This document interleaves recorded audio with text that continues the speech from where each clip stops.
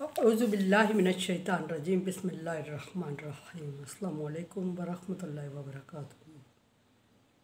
सूरह नूर है मेरे सामने और सूरह नूर की आयत नंबर 34 है, पारा नंबर 18 है और रुकू नंबर 10 है। मशरती मसाइल मशरती अहकामात ज़िक्र हो रहे हैं सूरह नूर में आयत नंबर 11 से लेके, और बल्कि शुरू से ही सूरह नूर के शुरू से ही लेकिन आयत नंबर 11 से चादर और चार दीवारी का तहफ़्फ़ुज़ हक़ूक़ुल इबाद ज़िक्र हो रहे हैं और बात पहुंची ग़ुलामों और लौंडियों तक।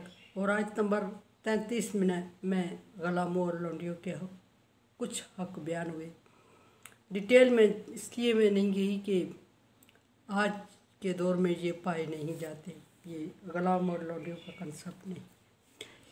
ग़ुलाम के लिए बात ज़िक्र हुई कि अगर ग़ुलाम आपसे तहरीर करवाना चाहता है तो आप उसको कर लें और उस पर एतबार कर लें और उसके लिए अच्छा सोचें। अगर उसके हक़ में बेहतर है तो उसको कुछ रियायत भी दें। किस्तों पे ग़ुलाम आज़ाद होना चाह रहा था। हज़रत उमर का एक वाक़या इसमें ज़िक्र हुआ, कोड हुआ, जिसको मैंने अवॉइड इसलिए किया कि चूँकि आजकल के दौर में ये चीज़ चल नहीं रही। लौंडियों का ज़िक्र हुआ कि लौंडियों को जबरन बदकारी पर मजबूर ना करें, और अगर वो ख़ुद चाहती हैं तो ठीक है, और ज़्यादा आसान यही है कि उनसे निकाह कर लें और निकाह में ला के उनको आज़ाद करके निकाह कर दें या आज़ाद करके निकाह करवा दें किसी और से। ये आपके हक़ में भी बेहतर है और उनके हक़ में भी बेहतर है। बहरहाल दूसरी सूरत मैंने आपके सामने ज़िक्र की, और तीसरी सूरत यह है कि आजकल के दौर में ऐसा चीज़ चल नहीं रही है ये चीज़ें। आयत नंबर 34 में देखते हैं कि अल्लाह तबारक व तआला क्या फरमा रहा है। अल्लाह तबारक व तआला मोमिनों से ख़िताब फरमा रहे हैं और मोमिनों से ख़िताब करते हुए फरमाया कि वलक़द अनज़लना इलैकुम आयातुम बय्यिनात। ऐ मोमिनों, मैंने तुम्हारे सामने खोल के वज़ाहत से और रोशन और आसान तरीके से आयात बयान कर दी हैं, निशानियाँ बयान कर दी हैं, वज़ाहत कर दी है निशानियों की। और निशानियों की वज़ाहत मैंने अगर कर दी है तो फिर इनके लिए समझना तुम्हारे लिए आसान हो गया है, और समझना आसान हो गया तो मानना आसान हो गया, मानना आसान हो गया तो अमल करना आसान हो गया है। एक बात अगर इंसान के समझ में नहीं आती तो उसको मानने में उसको दुश्वारी पेश आती है, और जब मानने में दुश्वारी पेश आती है, समझने में दुश्वारी पेश आती है तो अमल का तसव्वुर भी नहीं किया जाता, और अमल का अगर तसव्वुर भी ना किया जाए तो फिर उस बात को वो बेमकसद कहा जाता है। और अल्लाह तबारक व तआला का कलाम या अल्लाह तबारक व तआला की नाज़िल करदा कोई भी आयत, कोई भी हर्फ, कोई भी लफ्ज़ बेमकसद और बेमानी नहीं है। अल्लाह ने अपने बंदों की हदायत के लिए कमो बेश 1,24,000 पैगम्बर भेजे। हर पैगम्बर उस एरिए में भेजा जिस एरिए में ज़रूरत थी, और हर पैगम्बर पर शरीयत नाज़िल फरमाई और उस ज़बान में नाज़िल फरमाई जिस एरिया में पैगम्बर या पैगम्बर की कौम मौजूद थी, ताकि समझने में दुश्वारी ना हो और अमल करने में भी आसानी हो। और समझाने के लिए, शरीयत समझाने के लिए नबी का इंतखाब किया ताकि किताब समझने में या अहकामात समझने में लोगों को प्रॉब्लम ना हो, और उन्हीं की ज़बान का इंतखाब किया।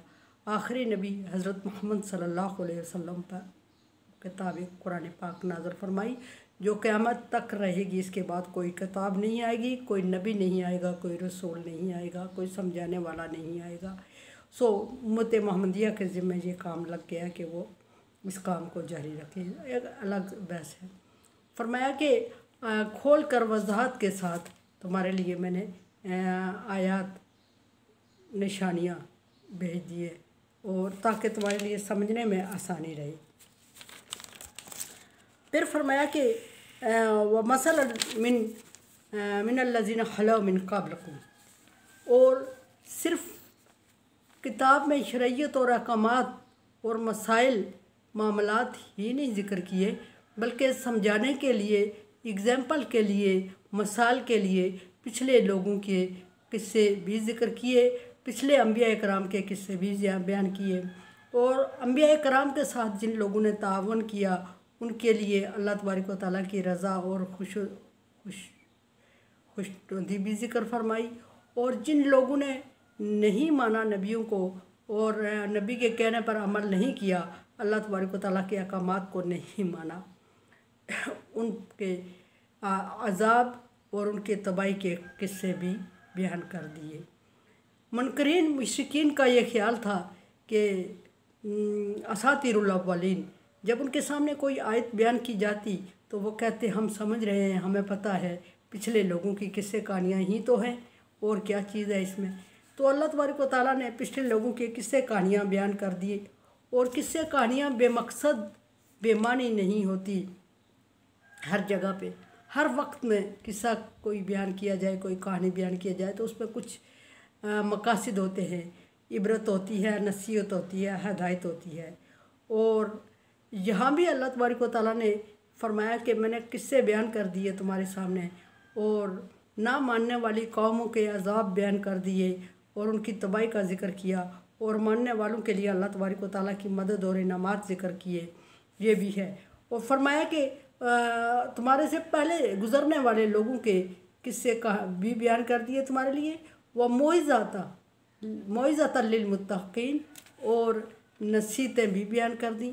किस्से कहानियों में अल्लाह तबारक व तआला ने फरमाया कि परहेज़गारों के लिए नसीहत है और मुनकरीन और मुशरिकीन के लिए इबरत का सामान भी बयान कर दिया उसमें, और हदायत पाने वालों के लिए, नए लोगों के लिए हदायत और रहनुमाई भी इनमें मौजूद होती है।